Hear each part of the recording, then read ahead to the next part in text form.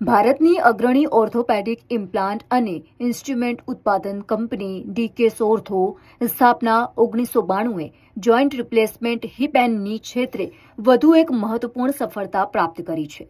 તેલંગાનાની આયુષ્યમાન હોસ્પિટલમાં પ્રખ્યાત orthopaedic surgeon doctor કે વેંકટ રેડ્ડી અને ડોક્ટર કિરલા કુમારે 85 વર્ષીય મહિલા પર સફળ જોઇન્ટ રિપ્લેસમેન્ટ સર્જરી કરી.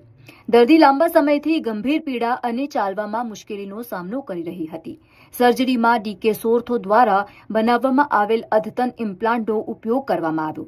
છેલ્લા 33 વર્ષથી કંપની ઓર્થોપેડિક ક્ષેત્રે સેવા આપી રહી છે અને લાંબા સમયથી જોઇન્ટ રિપ્લેસમેન્ટ સોલ્યુશન્સ પૂરા પાડી રહી છે, જેના કારણે તે ભારત અને તેમજ અનેક દેશોમાં વિશ્વાસપાત્ર બની ગઈ છે.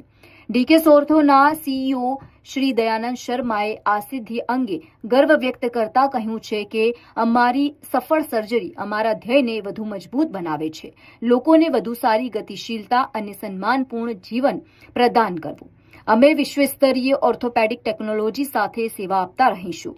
ડીકેસ ઓર્થોના પૂર્વ make in India proudly from Gujarat Vadodara નો સંદેશ વિશ્વભરમાં ભારત અને ગુજરાતનું નામ ગૌરવશાળી બનાવી રહી